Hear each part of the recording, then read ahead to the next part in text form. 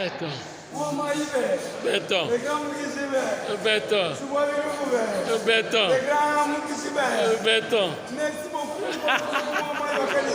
balobaki tokovoyage te tokozwa misala te. Merci beaucoup na mama Nana Manonina oyo apesi biso mosala. Merci na Jean-Marie Kabunda Kabunda. Merci na président Ayi. Merci na Kabuya mwana bute. Lelo tokomi bato tokomi komata ba jet privé tozomela ba Beaufort na kati tala nde tozobaluka Fachibe Béton. Béton. On doit faire la remise et reprise avec Jésus-Christ. On ne peut pas nous intimider.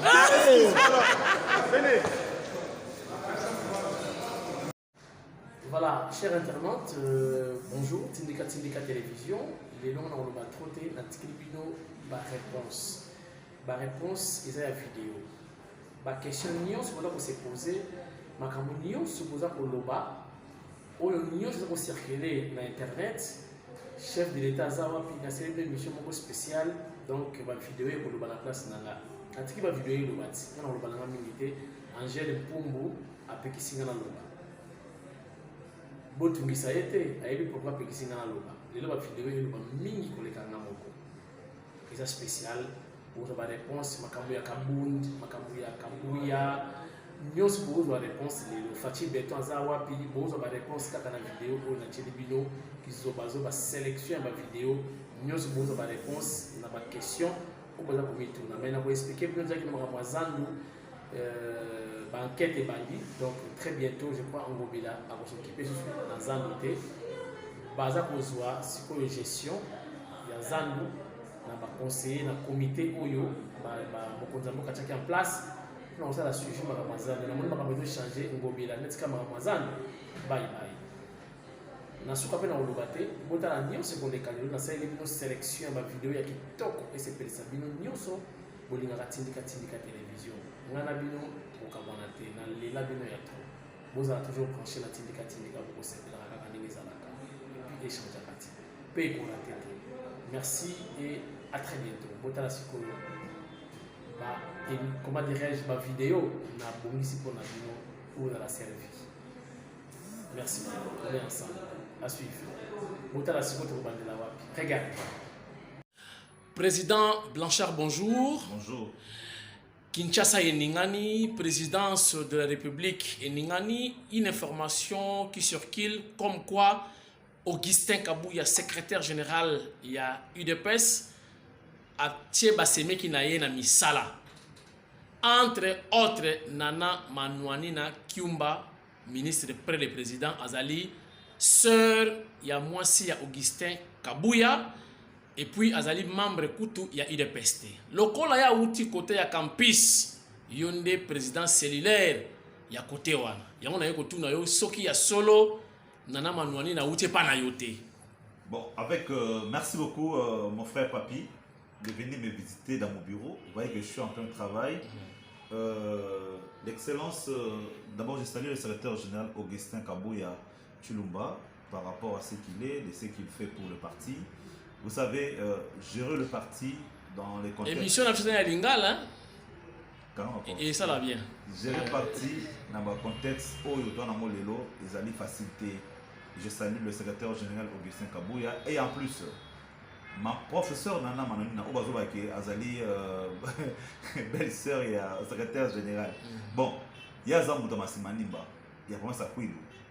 Azamouta Koi Pangila, secrétaire Naïe Amboa Nazali. Azali Moutouya, pour grand bandu ya Kala, le Loza, province à Kouilou.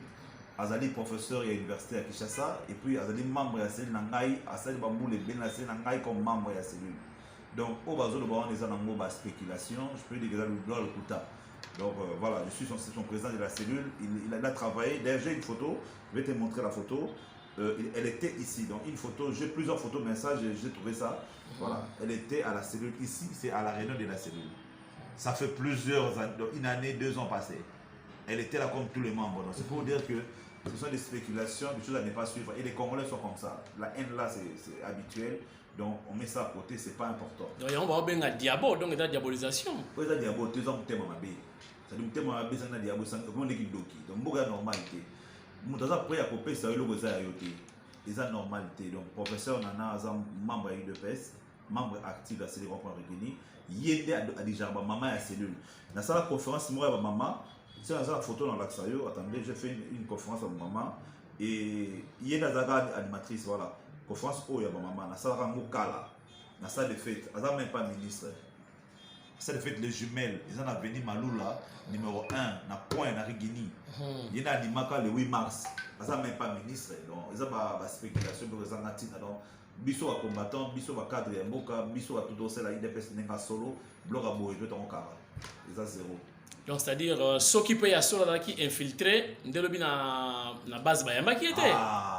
En tout cas, une bonne question. Mon papa journaliste, dans le lobby, au moment qui base à IDPS, il y a Rond-Point Regeni, et ça, les conférences, il y a une conférence, il s'agit que le ministre Nana, le ministre Nicolas, il y a une cellule na Bangoué, où est actif.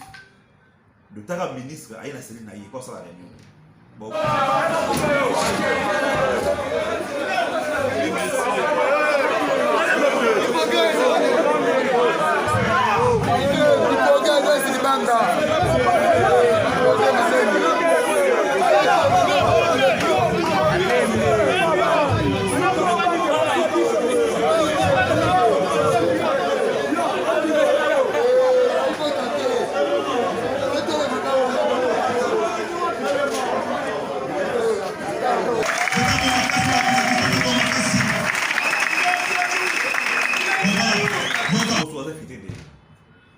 Et puis, on a base l'homme de Nicolas, c'est-à-dire base à Bango, base à membre IDPS, Rond-Point Regeni, bana Rond-Point Tic en plus partout, qui est Bango, ça la réunion à mon temps.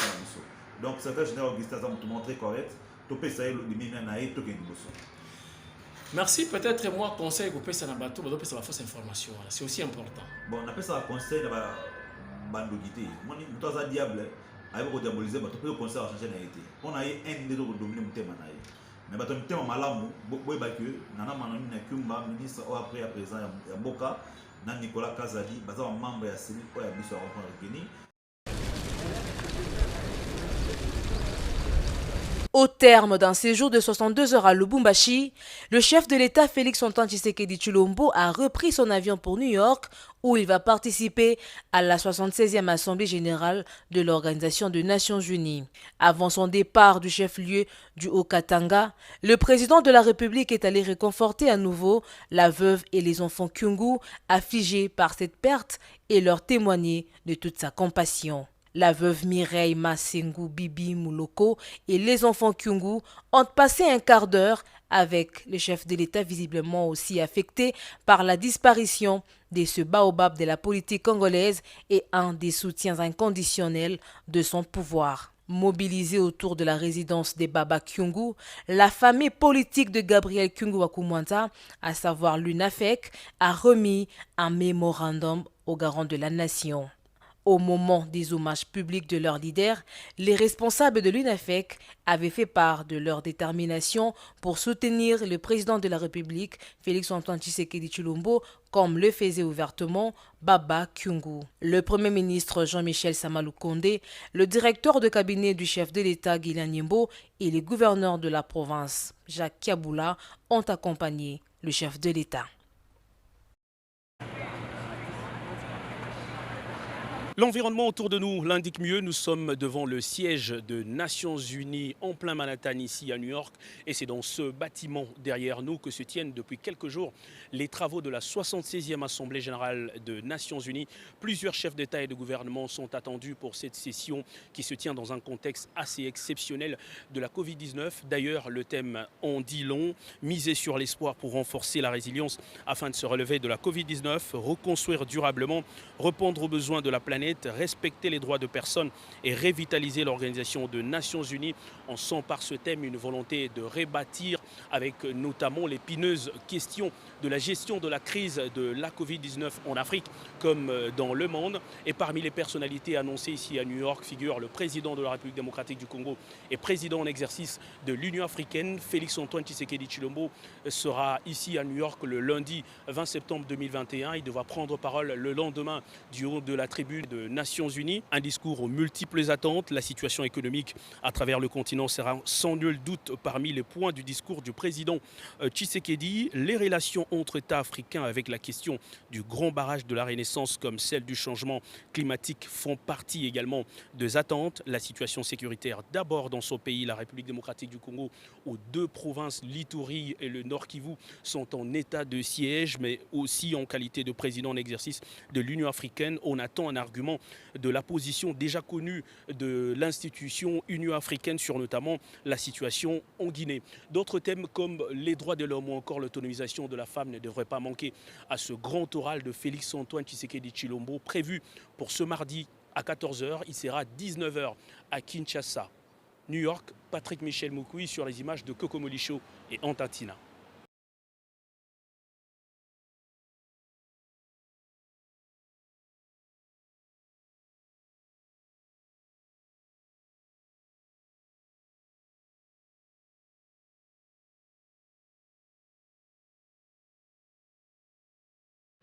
Cordon, topesi yo mbote d'abord. Mbote Tindika TV.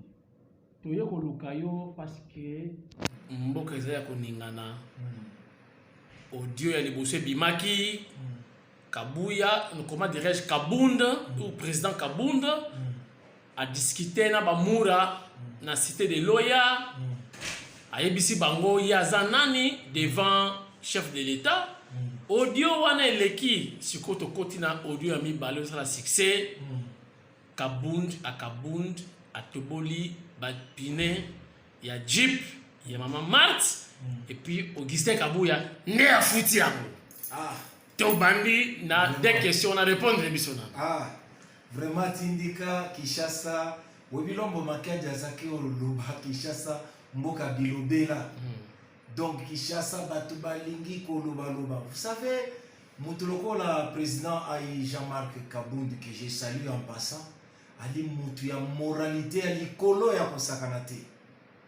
Tango balobi ba audio wana ya mura wana tout d'abord kia kubanda ko discuter na ba mura ndenge nini relation na mokonza mboka chitoko eloko moko ezate na ebite soki ezaki na kindoki mutu abimisa eloko wana peut-être na kindoki na ye a falsifier ya ye Kabundu mususu mais ça Kabundu normal o ya président ayi ya IDPS oyo makambo ne concerné. Deuxièmement otobola pne est-ce que image wana mutu nani amoni ye na mbeli azotobola pne ya Mama Mart non ezali lokwa lokuta d'ailleurs liboso ezali ke na Kingabwa côté Iveco et comme ya Mama Mart balobaki côté Iveco et nyonso wana ezali ba détracteur bato bazo sentir que moto ya 520 giga ezo pelisa bango ezo pesa bango ba tension bazo koka ko vivre na kimiate parce que moto oyo Sphinx atikela ye eza makasi parce que eza gardien à temple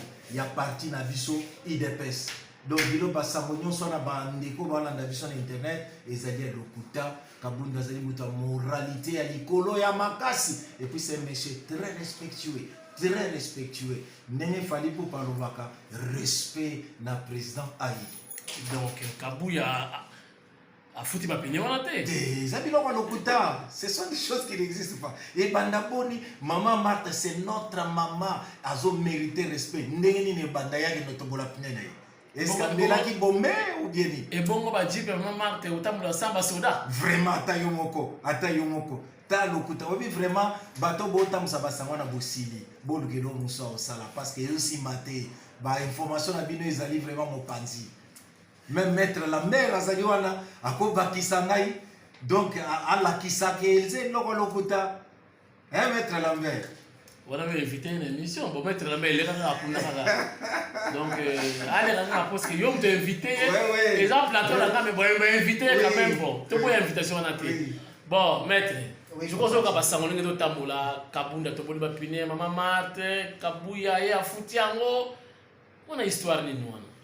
Papa Tindika ezali déplorable ya komona bato babengami na kopanza sango bato babengami na kopesa information epai ya population bakomi ko dérailler na ndimite ke yo Tindika nga na yebi banda utakala aussi okoya déjà na makambo wana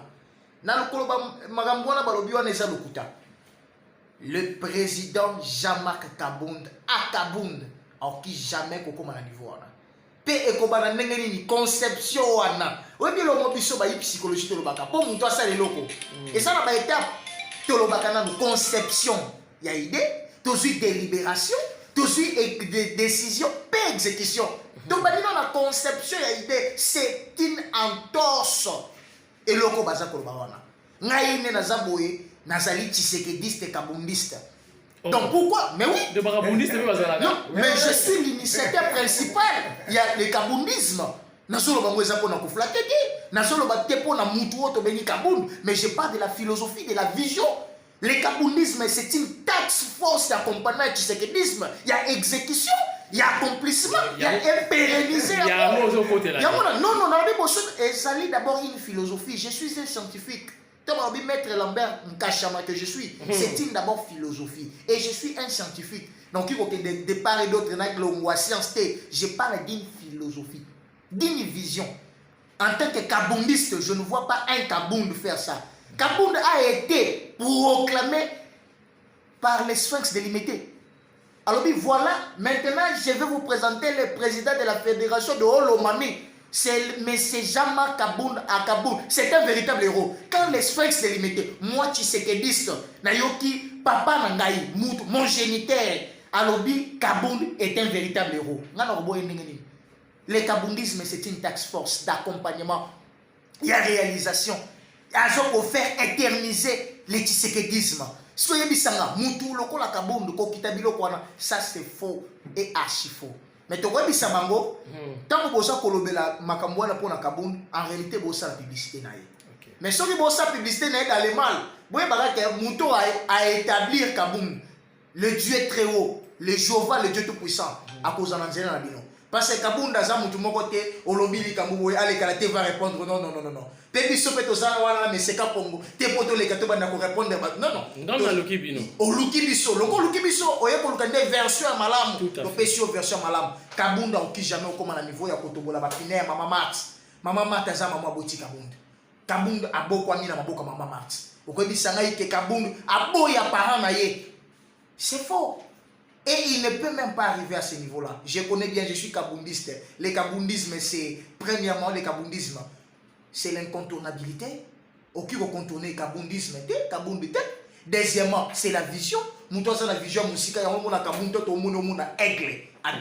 Vision musica. Troisièmement, qualité kabound au zongo. Na kacha kabound au kuta nyamoto bendi au kapi. Une particularité. Un homme comme kabound au monde. Mais je vous dis, c'est une particularité.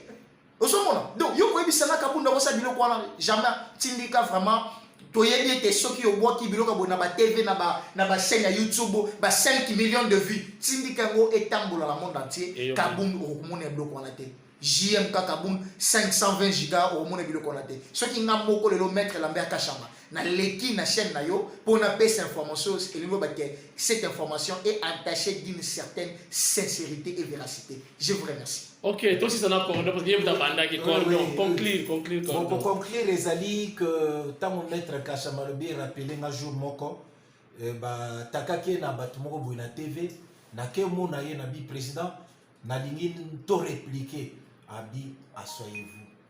Abi conseil moko Sphinx a fait ça pour répondre à la provocation non sauté. Abi laissez-les parler. Et c'est les morts enterrés, les morts. Bato balo babilo kwa sont des morts. Totiki bino bokunda bakufi lokola bino. Kabound za vivant, moralité likolo, respect, bien éduqué. Voilà ce qu'on pouvait dire. Tindika. Merci Cordo. Merci Tindika.